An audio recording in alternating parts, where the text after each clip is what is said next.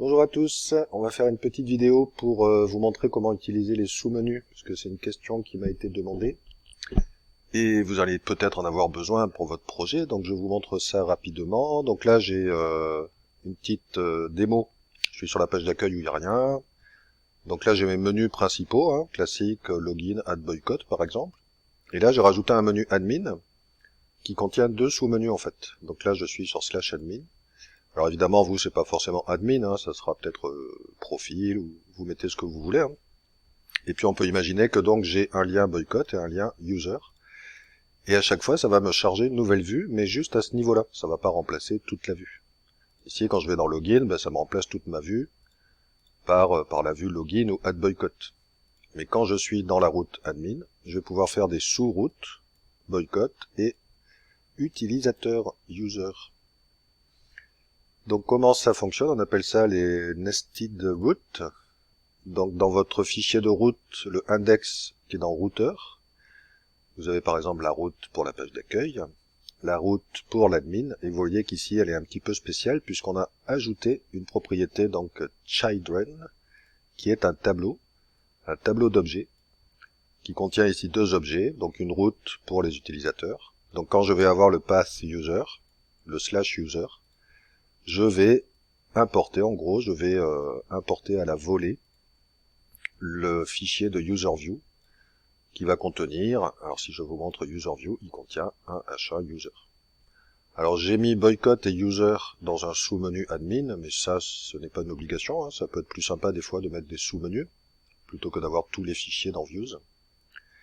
Et puis ça, donc le component ici c'est une façon particulière d'importer les components. Soit vous les importez en haut, et vous les utilisez comme vous avez l'habitude de le faire, vous mettez component avec le home view que vous avez importé au-dessus.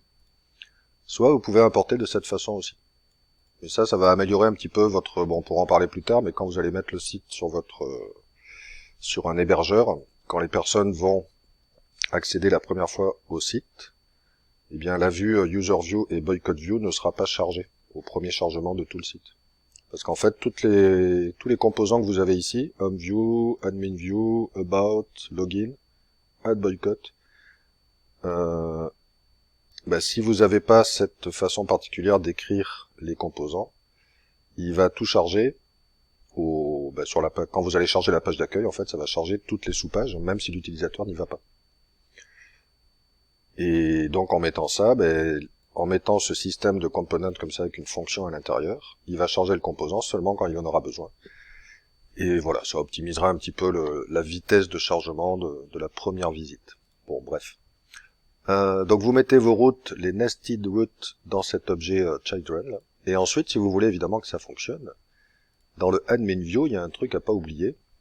Alors les menus, ça ce sont les menus que j'ai mis dans ma vue admin, mais vous pouvez les mettre dans un component à part, hein, si vous le souhaitez, là. Une navbar ou une sidebar par exemple, où vous mettez vos sous-menus. Les classes n'ont pas d'importance. Et ce qu'il faut pas oublier, c'est de rajouter un router view ici. Donc ça, c'est vraiment deux parties séparées, hein, la partie des sous-menus, et ça, c'est la partie qui va afficher les vues à cet endroit-là, à la place de router view. Et bien, quand vous cliquez sur boycott, tout le code de boycott view va se mettre à la place de router view. Ou tout le code de user view va se mettre à la place de router view. C'est pour ça que j'ai mis le router view class admin, là, j'ai mis une petite background gris. Vous voyez, j'ai fait des efforts de style, et vous voyez que c'est juste cette partie qui se change là. Donc la partie router view, qui est remplacée par le contenu de ces fichiers. Donc il faut vraiment pas oublier ça. Donc vous avez deux router view sur votre application. Vous avez un router view en principe dans app view. Ça c'est le router view principal. Et maintenant, j'ai un router view dans ma page admin. Donc voilà pour ça, et puis après, les menus, vous pouvez les utiliser comme ça. Donc ça, c'est pas forcément une très bonne pratique d'utiliser les menus de cette façon-là aussi. Il vaut mieux, en général, utiliser les menus sous forme en utilisant le nom des routes. Donc on ajoute un vbind en mettant les deux points là. Là, vous mettez un petit objet, puis vous mettez que vous voulez aller sur name, deux points, et vous mettez le nom de la route. Alors j'ai juste testé, voir si je fais pas d'erreur, parce que c'est pour ça qu'on met des noms des routes ici là. Donc la route, je l'ai appelée du même nom que le path, mais il pourrait être différent. Si je vais là, que je mets user, si je fais pas d'erreur, je pense que c'est name 2 points. On va vérifier si ça fonctionne. Effectivement, ça ne fonctionne pas. Bon, ben, je vais voir c'est quoi la bonne syntaxe.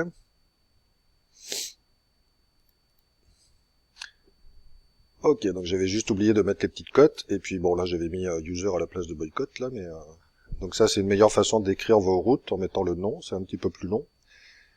Mais dans le sens où si jamais vous voulez changer, si jamais un jour le client arrive et il vous dit ah ben le path, le path boycott là moi ça me plaît pas, je voudrais avoir autre chose.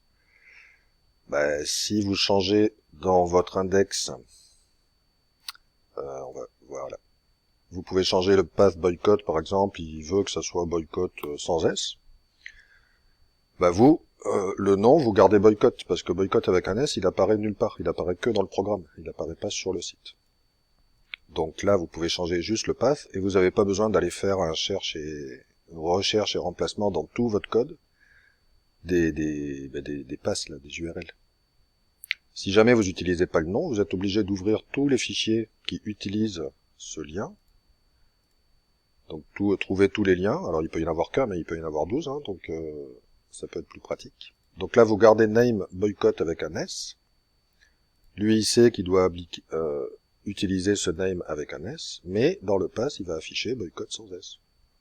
Il peut afficher autre chose aussi, je sais pas moi. Donc, si on teste, admin, boycott, voilà. Donc là, on a boycott sans S, comme le client le voulait. Mais nous, on sait que notre route, elle s'appelle boycott, et puis ça n'a pas trop d'importance. Et ça fonctionne. Donc voilà, je crois que... Je regarde si j'ai rien oublié. Le admin...